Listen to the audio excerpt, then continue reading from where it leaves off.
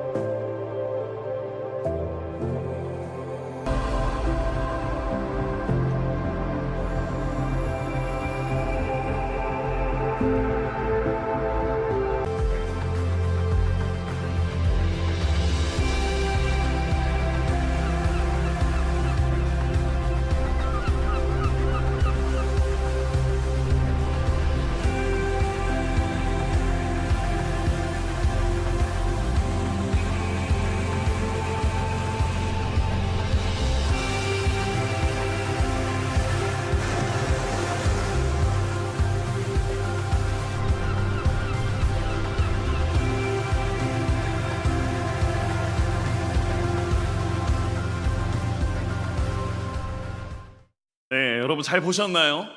저도 아직 실제로 본 적은 없습니다. 그렇지만 영상에서 보는 이 폭포 정말 놀랍지 않습니까?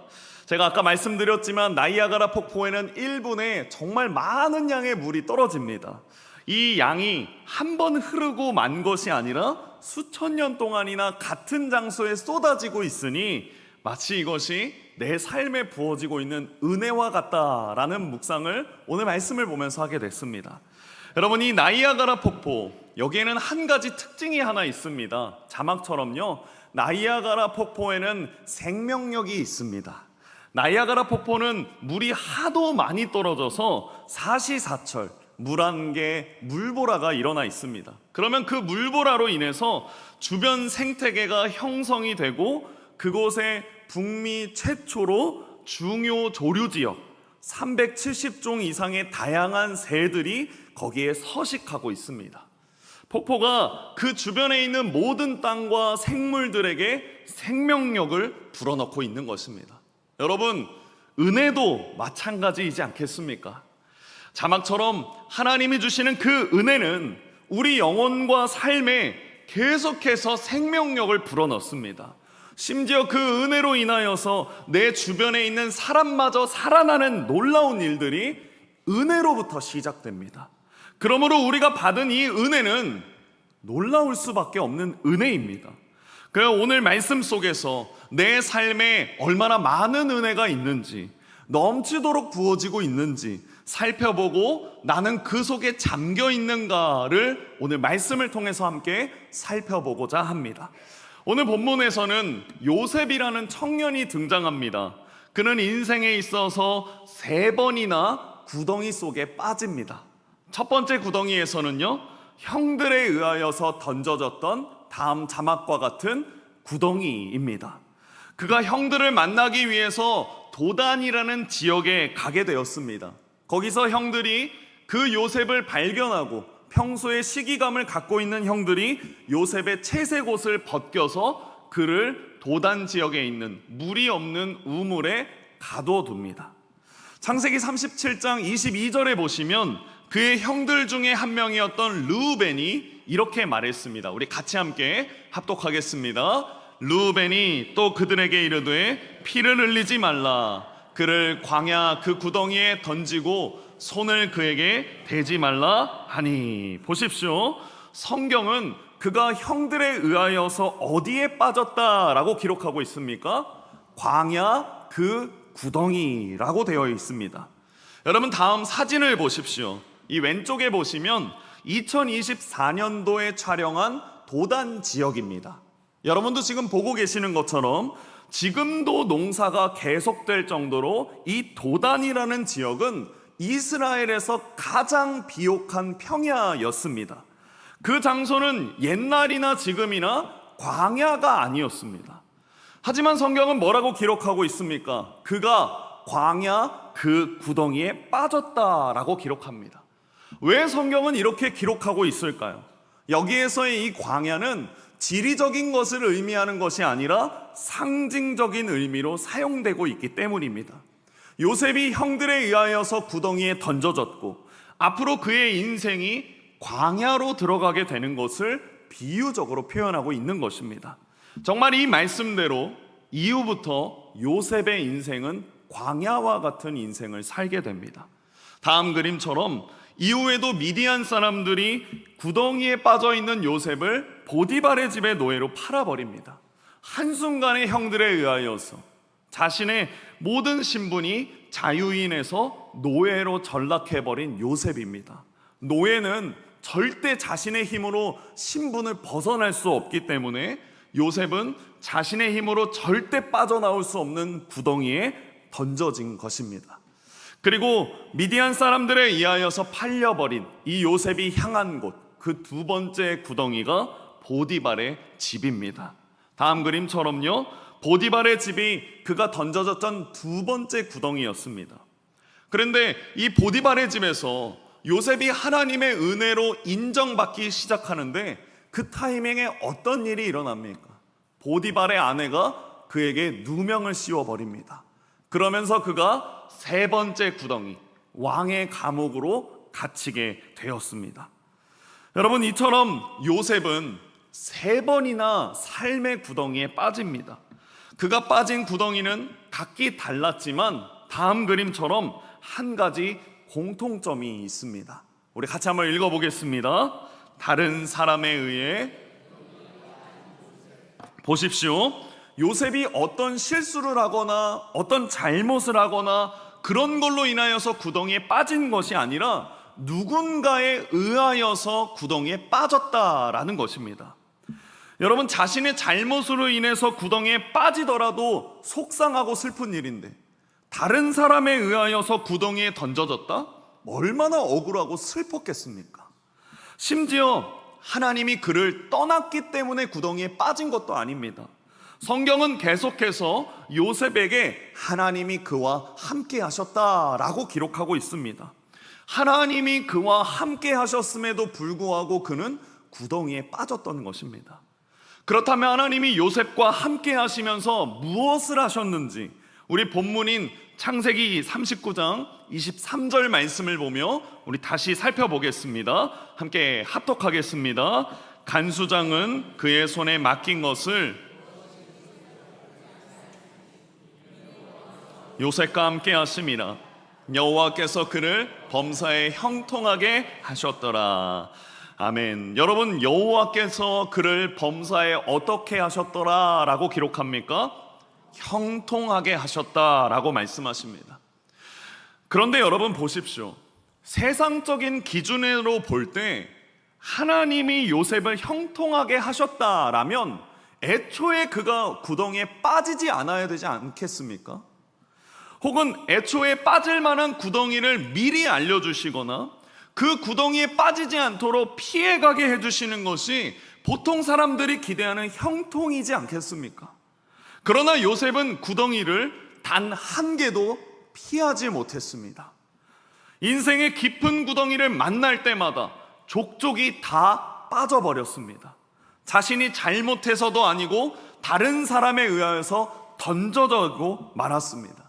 정말 하나님께서 그와 함께 하심으로 그의 인생이 형통하게 되었다면 형들이 던지려고 했던 그 구덩이에 요셉이 아니라 형들이 빠져야 되고 그들의 악행이 만천하에 드러나야 되지 않겠습니까? 또 보디발의 집에 갔을 때 노예로 팔리는 것이 아니라 극적으로 아버지 품으로 돌아가는 일들이 벌어져야 되지 않겠습니까? 또 보디발의 아내로부터 억울한 누명을 받았을 때 그녀는 처벌받고 요셉은 극적으로 억울함을 풀어야 되는 것, 이런 것이 우리가 기대하는 형통 아니겠습니까? 그러나 요셉에겐 이런 일들이 펼쳐지지 않았습니다. 그는 구덩이를 만날 때마다 고통스럽고 어두운 구덩이 속으로 다 빠져버렸습니다. 어떻게 이런 삶을 두고 형통하다라고 말할 수 있겠습니까? 그의 삶은 은혜보다 고통이, 은혜보다 절망이 더 커 보이는 것 같습니다. 그러나 여러분, 이러한 생각들은 사실 형통에 대한 오해에서 비롯된 생각입니다. 사실 우리가 원하는 형통과 모든 것을 다 하시는 하나님이 원하시는 형통은 다릅니다. 오늘 다시 본문 말씀을 보십시오. 우리 노란색 부분만 합독하겠습니다. 이는 여호와께서 요셉과 함께 하심이라. 여러분, 여기에 보십시오. 오늘 본문에 기록된 형통하다라는 단어를 히브리어 원어로 찾아보면 찰라흐라고 말합니다. 이 단어는 하는 일이 잘 되다, 번영하다라는 뜻도 있지만 오늘 이 23절에서 나오는 이 형통의 의미는 조금 다릅니다. 밑에 있는 노란색 부분 함께 읽어보겠습니다. 막힌 것을 뚫고 지나가다, 통과하다라는 뜻을 가지고 있습니다. 그러면 이 찰라흐라는 단어가 여기에서만 쓰여졌을까? 아닙니다. 다른 이후의 사무엘하 19장 17절에 보면 이 찰라흐가 동일하게 적혀 있습니다. 제가 읽어드리겠습니다. 그와 함께하여 요단강을 밟고 건너 왕 앞으로 나아오니라. 여러분, 여기 보시면 사람들이 다윗 왕을 만나길 원했습니다. 그런데 그들 앞에 무슨 강이 있습니까? 요단강이 있었습니다. 요단강이 가로막고 있는 상태였습니다. 그런데 이들이 17절의 이 노란색 부분에 어떻게 행동합니까? 그 요단강을 밟고 건너갔다라고 말합니다. 이것이 오늘 우리가 함께 볼 찰나, 형통입니다. 그러니 형통이라는 단어가 지금 여기에선 가로막고 있는 것을 뚫고 가다, 통과하다, 그런 의미로 사용되고 있는 것입니다.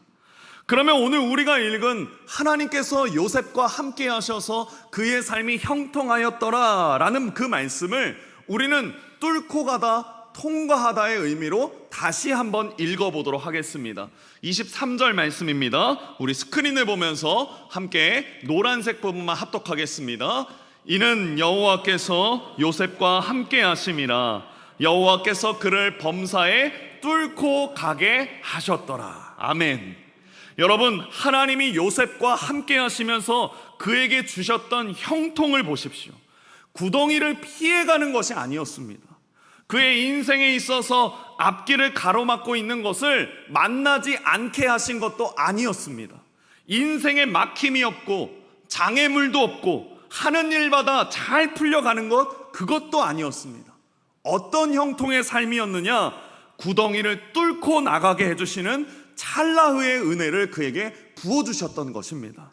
아무리 그가 빠진 구덩이가 깊고 어두울지라도, 도저히 자신의 힘으로 건널 수 없는 강이 가로막고 있을지라도 그가 뚫고 가게 하셨다라는 것입니다.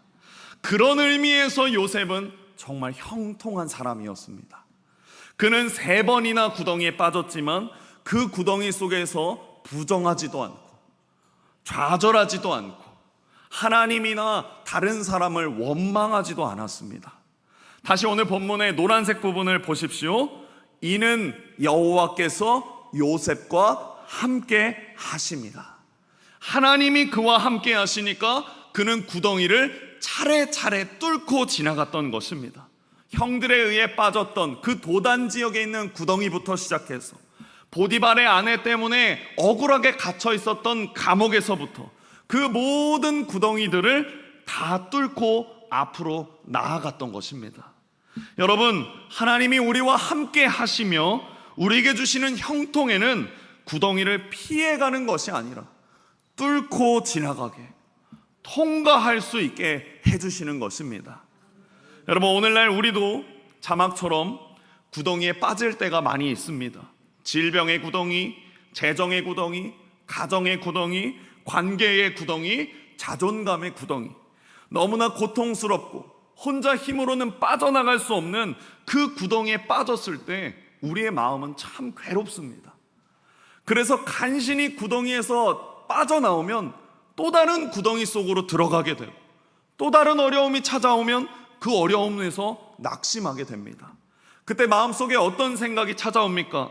하나님이 분명 나와 함께 하신다고 했는데 왜 자꾸 나의 삶은 구덩이 속으로 빠지게 되는 것인가? 왜 나를 구덩이에 혼자 홀로 외롭게 내버려 두실까? 하나님이 정말 사랑의 하나님이 맞으시는 건가? 하지만 여러분, 우리가 비록 어려움 속에 갇혀 있을지라도 좌절하거나 낙심하지 말아야 할 이유가 어디 있습니까? 하나님은 우리의 생각을 넘어시면서 뚫고 지나가게 하시는 분이십니다. 하나님은 우리가 뚫고 지나가도록 함께 하시는 분이십니다. 주님이 우리에게 뚫고 지나가는 용기와 힘을 주십니다. 저는 이 원리를, 이 역사하심을 한 가정을 통해서 주님이 보게 해주셨습니다. 교역자의 자리에 있으면서 정말 많은 환우분들을 만났습니다. 그 많은 환우분들 중에 제 기억에 남는 한 가정이 있었습니다. 2020년도에 제가 수련목 전도사로 사역하고 있었던 때였습니다. 아침 11시쯤에 초등학생 두 아이의 부모님이신 집사님, 어머님 집사님이 저에게 전화하셨습니다. 그러면서 다급하게 이렇게 말씀하셨습니다. 전사님, 큰일 났습니다. 우리 큰애가 모야모야병에 걸려서 지금 급하게 수술해야 되니까 기도 부탁드립니다. 저는 그 모야모야병이 처음 들었을 때 무슨 병인지 몰랐습니다. 그래서 찾아보니까 다음 그림과 자막처럼요, 우리 뇌 속에는 뇌혈관이 있습니다. 그런데 그 뇌혈관의 피를 수월하게 공급받아야 되는데 그 정상적인 혈관이 좁아지면서 두통이 일어나고 팔다리 마비가 일어나고 감각 기능이 저하되고 언어 기능이 저하되는 것, 그것이 모야모야병, 어린이들에게 나타나는 병이었습니다. 저 사진처럼 가느다란 혈관들이 자라나는 모습이 마치 연기처럼 보인다라는 것을 일본 의사 선생님이 발견해서 모야모야병이라고 불리는 희귀병입니다. 그래서 부모님의 이야기를 자세히 차근차근 들어보니까 큰애가 매운 것을 먹으면 힘이 빠지고 다리가 풀리는 경우들이 몇 달 전에 있었는데 그냥 매운 거 먹어서 저런가 보다 하고 넘어갔다라고 합니다. 그런데 어제 오후에 학교 끝나고 집에서 혼자 악기를 부는데 과호흡이 일어나고 힘이 빠지고 머리가 아프다고 얘기를 들었다고 합니다. 그리고 그날 저녁에 작은 애랑 플룻을 부는데 말이 갑자기 어눌해지기 시작하면서 몸이 완전히 풀려버리는 그 모습을 어머니가 직접 보게 됩니다. 그래서 다음날 병원에 데리고 가서 MRI를 찍었더니 뇌 쪽의 혈관이 좁아진 것을 발견했고 모야모야병임을 확인했습니다. 그래도 부모의 마음에 한 번 더 어린이 전문병원에 가서 검진을 받았더니 역시나 모야모야병이라고 진단을 받게 됐습니다.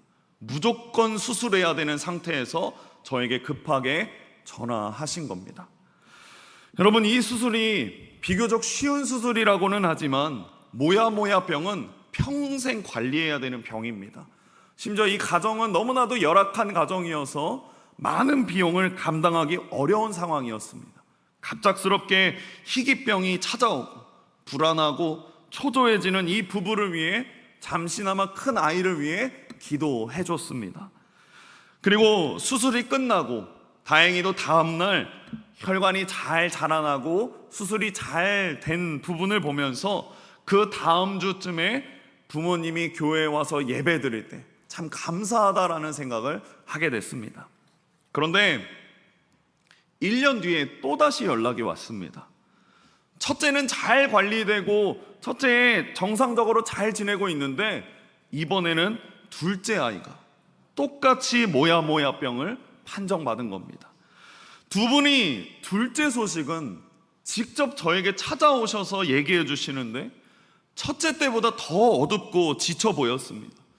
하나님이 도대체 자신들에게 왜 이런 고통을 주시는지 이해가 되지 않는다면서 펑펑 우시면서 말씀하시는데 제 마음이 너무 아팠습니다. 그래서 제가 두 분께 이렇게 말씀드렸습니다. 사람의 말로 제가 두 분께 어떤 위로의 말씀을 드릴 수 있겠습니까? 그래도 주님께서 제 입술을 통해 두 분께 하실 말씀이 있어서 이곳에 함께 만난 줄 믿습니다. 기도해 드리겠습니다. 그리고 제 속으로 이렇게 기도했습니다. 주님, 이 깊고 어두운 고통 속에 어두운 구덩이 속에 빠진 가정을 위해 제가 어떤 기도를 해야 됩니까? 그때 주님께서 제 머릿속에 아주 분명한 말씀을 주셨습니다. 그 말씀이 시편 23편 4절 말씀입니다. 우리 함께 합독하겠습니다. 내가 사망의 음침한 골짜기로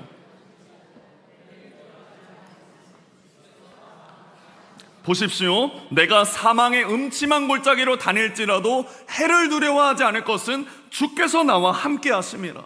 이 말씀이 생각나게 하신 겁니다. 정말 이 말씀처럼 지금 이 두 분은 두 자녀가 희귀병에 걸리는 사망의 음침한 골짜기에 빠져 있었습니다. 그러나 주님이 분명하게 주신 마음, 주께서 나와 함께 하신다. 다윗의 고백처럼 주님께서 이 부부 가운데 함께 하신다라는 확신을 저에게 주셨습니다. 이분들이 계속해서 슬퍼할 이유도 두려워할 이유도 없는 것은 주님이 나와 함께 하시기 때문이라는 것을 분명하게 확증으로 주셨던 것입니다. 하나님의 은혜가 계속해서 이 가정 가운데 임하길 바라며 정말 간절하게 이 말씀을 토대로 기도해 드렸습니다. 그리고 그렇게 집으로 돌아간 뒤에 며칠 뒤에 연락이 왔습니다. 둘째도 수술을 잘 마쳤고 두 아이 모두 회복되고 있다. 그 희망의 소식을 전해 주셨습니다. 그리고 그 다음 주에 와서 같이 예배를 드리는데 지난주와는 다른 얼굴을 하시며 오셨습니다. 그리고 최근에 안부 전화를 하면서 그 집사님과 통화하게 됐었습니다. 그리고 집사님이 저에게 이렇게 얘기해 주셨습니다. 목사님, 사망의 음침한 골짜기로 다닐지라도 해를 두려워하지 않을 것은 주께서 나와 함께 하심이라. 그 시편의 말씀을 계속해서 남편이랑 외우고 다녔고 정말 그 말씀의 능력을 믿었고 주님이 함께 하심의 은혜를 저는 경험하게 됐습니다. 그 고백을 간증해 주셨습니다. 정말 통화하는 내내 하나님이 두 분의 믿음을 강건하게 해주셨고 굳건하게 해주셨다라는 것은 평생 감사의 제목이다라고 생각이 들었습니다. 그 두 아이는 이제 청소년이 되어서 건강하게 자라고 있음에 함께 하나님께 감사하는 시간이었습니다.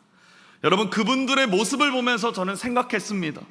주님께서 사망의 음침한 골짜기를 뚫고 지나가게 하셨구나. 이 가정이 음침한 골짜기의 상황에 빠졌지만 주님께서 함께 하사 한 걸음 한 걸음 앞으로 내딛게 하시고 뚫고 나아가게 하셨구나.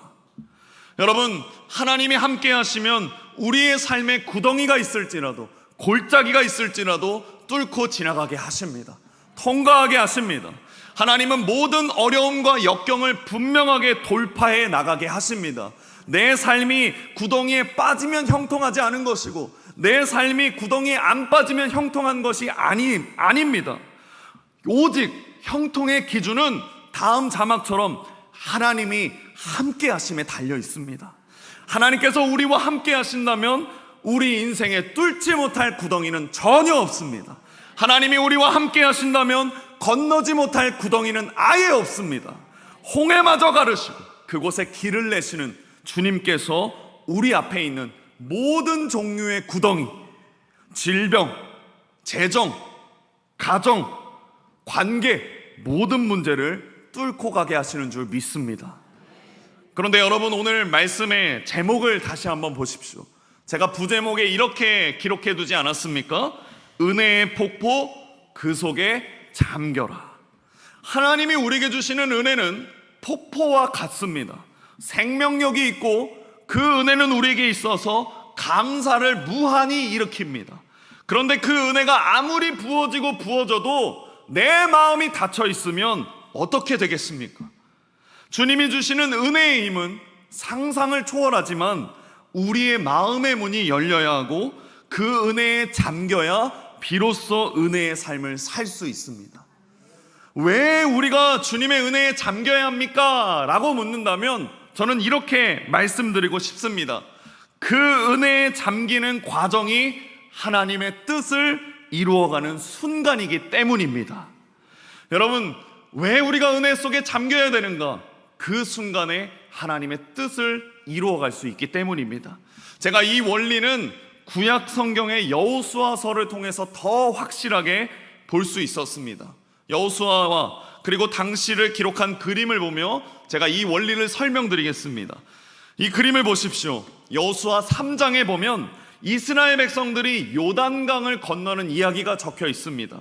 하나님은 이스라엘 백성들에게 가나안 땅을 약속하셨고 마침내 여호수아와 다음 세대들이 이 요단강만 건너면 하나님이 약속하신 가나안 땅에 이를 수 있게 되었습니다. 그런데 이 요단강을 건너야 될 때 다음 사진처럼 그 당시에는 우기였습니다. 건기에는 어떤 것이냐? 위에 그림 윗부분과 같이 요단강의 범위가 좁아져 있습니다. 그래서 사람의 힘으로 강을 건널 수 있습니다. 그런데 이스라엘 백성들이 도착한 시기는 우기입니다. 추수 시기였습니다. 그래서 물이 강둑에 넘칠 만큼 불어나 있는 상태였습니다. 이 상황에서 강을 건너는 것은 그들의 힘으로는 불가능했습니다. 그러나 하나님께서 어떻게 하셨습니까? 그들을 건너가게 하셨습니다. 보십시오. 다음 그림을 보십시오. 그 과정의 첫 번째로 하나님은 어떻게 하셨느냐? 여호수아에게 말씀하셨습니다. 언약궤를 맨 제사장이 맨 앞줄에 서라. 그리고 그 뒤로 900m 떨어져서 사람들이 있게 하라라고 하시고 그 언약궤 뒤를 따라오라라고 명령하셨습니다. 그래서 이 그림처럼 거리를 유지하며 요단강 앞으로 걷기 시작합니다.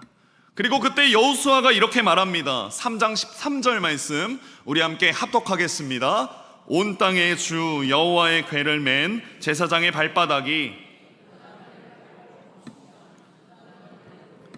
흘러내리던 물이 끊어지고 한 곳에 쌓여 서리라. 보십시오. 온 땅의 주 여호와의 궤를 맨 제사장들의 발바닥이 요단물을 밟고 멈추면이라고 기록되어 있습니다. 이 다음 사진을 보십시오. 그 사진, 그 그림이 이렇게 기록되어 있습니다. 요단에 이르며 궤를 맨 제사장의 발이 물가에 잠기자라고 되어 있습니다. 여러분 보십시오. 제사장의 발이 물가에 잠겼을 때 이들에게는 도저히 건널 수 없었던 요단강이 갈라지고 그들은 건널 수 있게 되었습니다. 기적은 물이 멈춘 다음에 발로 밟고 건너는 것이 아니라 강물이 넘실대는 그 상황에서 믿음으로 발을 담근 그 순간에 일어난 것입니다. 이것이 바로 하나님의 은혜에 잠기는 것입니다. 존 웨슬리 목사님이 하나님 은혜에 잠기는 것에 대해서 이렇게 설명했습니다. 우리 같이 한번 왼쪽에 있는 글씨를 같이 읽어보겠습니다. 나의 힘과 능력을 완전히 내려놓는 것, 내 계획과 의지를 포기하고 하나님의 뜻에 순종하는 것. 여러분, 이 말씀, 다음 그림을 제사장의 모습들과 이 원리를 같이 보겠습니다. 제사장의 발이 물에 닿아서 멈췄을 때, 요단강에 완전히 잠겨 있을 때 요단강이 갈라졌습니다. 그들이 힘과 능력을 완전히 내려놓고 주님의 말씀에 순종했을 때 무슨 일이 일어났습니까? 자신들의 계획과 의지를 포기하고 하나님 뜻에 순종했을 때 그들 가운데 무슨 일이 일어났습니까? 현실의 장벽보다 하나님의 약속을 더 크게 믿었을 때 하나님은 무엇을 보게 해주셨습니까? 이처럼 우리가 하나님 은혜에 온전히 자신을 맡길 때 하나님은 우리와 함께 하시고 뚫고 지나가게 하시고 통과하게 하십니다. 여러분, 다시 오늘 본문의 요셉의 인생을 보십시오. 그는 인생에 있어서 3번이나 구덩이에 빠졌습니다. 이 구덩이들은 요셉의 인생을 마치 실패자의 인생처럼 보이게 만들었습니다. 그러나 그가 구덩이에 빠졌지만 누가 그와 함께 하십니까? 하나님이 함께 하십니다. 그에게 은혜를 부어주시고 그 은혜 가운데 잠겨 있을 때 그가 그 구덩이를 뚫고 지나가지 않습니까? 그리고 이 구덩이를 뚫고 지나가는 것은 하나님의 뜻을 이루어가는 과정이었습니다. 제가 왜 그렇습니까? 요셉이 이 3번의 구덩이를 뚫고 지나간 다음에 무슨 일이 일어났습니까? 그는 총리로 세워집니다. 그런데 총리로 세워지고 끝났습니까? 아닙니다. 기근에 빠져있는 야곱의 가족들, 자신의 아버지의 가족들을 다 애굽으로 불러 모읍니다. 그리고 불러 모은 다음에 그렇게 행복하게 잘 살았더라 하면서 끝납니까? 아닙니다. 그들은 이스라엘의 대민족을 이루게 됩니다. 여러분 보십시오. 마침내 그가 하나님의 뜻을 이루게 된 것입니다. 그러면 무엇입니까? 그의 삶에 펼쳐졌던 모든 구덩이들은 하나님이 예비하신 하나님의 뜻을 이루기 위한 복의 통로였고 복의 과정이었다라는 것입니다. 여러분, 이 놀라운 은혜는 구약에만 있지 않습니다. 신약에서도 동일하게 이루어집니다. 로마서 8장 28절 말씀입니다. 우리 함께 합독하겠습니다. 우리가 알거니와 하나님을 사랑하는 자,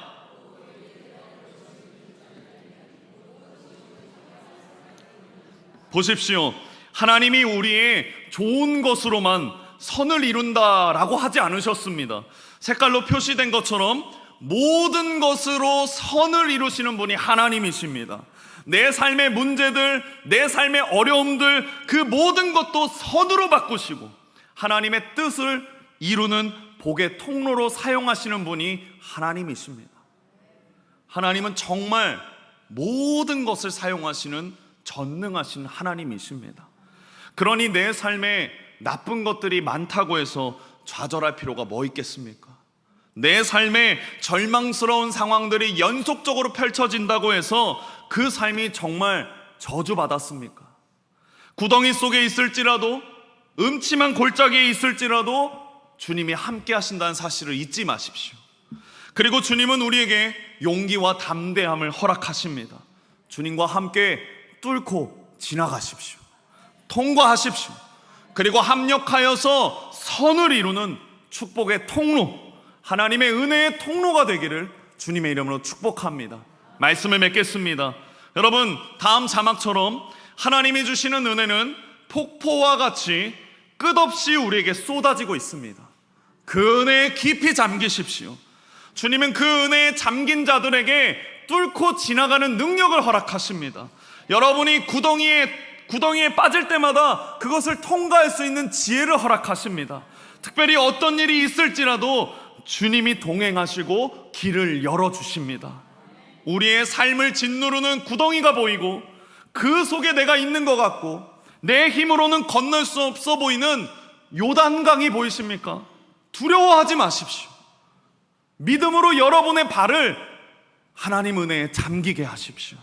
그때 가로막고 있던 은혜의 모든 문제들이 끊어지고 여러분의 삶에 주님의 은혜가 가득한 새로운 길이 열릴 것입니다. 여러분의 삶은 하나님의 영광을 위한 살아있는 증거요 통로가 되리라 믿습니다. 사랑하는 성도 여러분, 오늘 이 주일에도 주님 앞에 나아가시고 주님 앞에 그 은혜에 깊이 잠겨서 뚫고 지나가는 은혜, 통과하는 은혜, 내 삶의 구덩이 속에서도 하나님이 함께 하신다, 나는 형통한 사람이다 라는 그 복의 증거가 되기를 주님의 이름으로 축복합니다. 우리 시간 함께